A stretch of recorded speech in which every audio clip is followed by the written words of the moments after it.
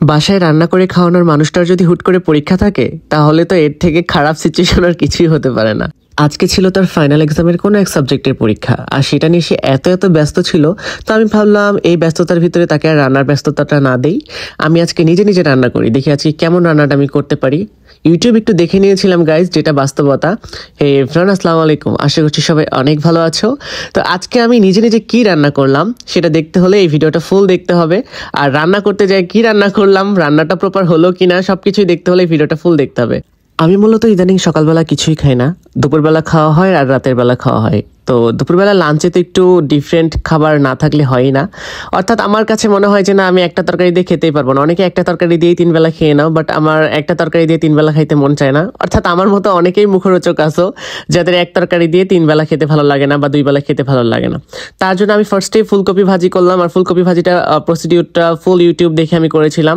জানি না কতদূর হয়েছে, খেলেই বুঝতে পারবো, বাট স্মেলটা অনেক ভালো আসতেছিল। আমি সবগুলো মশলা পারফেক্টলি দিয়েছিলাম, হলুদটা একটু বেশি পড়ে গিয়েছিল, তাই হয়তো কালারটা একটু হলুদ বেশি আসছে। তো এখন আমি রান্না করব বেগুন দিয়ে ইলিশ মাছ। ইলিশ মাছ রান্নার জন্য সেই ফার্স্টে আমি হলুদ এবং তেল ভালো করে মিক্সিং করে নিলাম। তারপর এখন ফ্রাই করে নিব আর কি বেগুনটা আমি কেটে নিয়েছিলাম ফার্স্টে, তোমরা হয়তো ভিডিওতে দেখেছো, তো এই জন্য হয়তো পারফেক্টলি কাটতে পারি নাই, কিন্তু চেষ্টা করেছি ভালো করে কাটার। এখন আমি সেই মশলাগুলোর সাথে বেগুনটা ভালো করে মিক্স করে নিব, যাতে ভালো করে মিশিয়ে যায় এবং বেগুনের ভিতরে মশলাগুলো ঢুকে যায়। আর নিজে নিজে রান্নার অভিজ্ঞতাটা ভালোই লাগতেছে, একদম যে খারাপ লাগতেছে তা না। তো এর মাঝখান দিয়ে হয়ে গেল ফ্রাই করা বেগুনের পিসগুলো।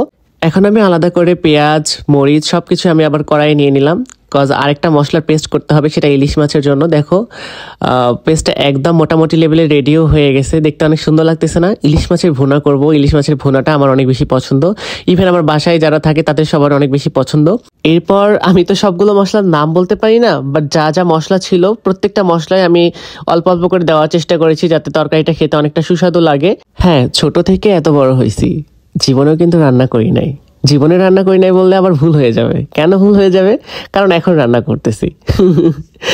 ছোটবেলা থেকে আম্মুর সাথে যখন আমরা মানুষ হয়েছি, আমরা 2 ভাই একসাথে, তখন আমার মাই রান্না করতো সবসময়। 2 ভাইয়ের একজনকেও কখনো কিচেন রুমে যাওয়া লাগতো না, কারণ আম্মু কোথাও বেড়াতে গেলেও 4-5 দিনের রান্না করে যেত।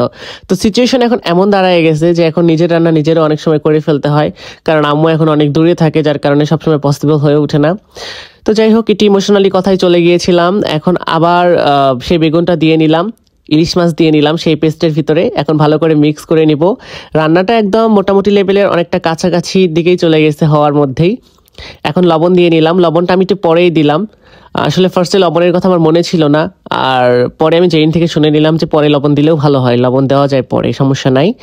তো ফাইনালি দেখতে পাচ্ছ আমার ফুলকপি ভাজিটা রেডি, আর দেখতে অনেক সুন্দর লাগতেছে না? কেমন লাগতেছে তোমাদের কাছে আমার রান্নাটা দেখতে?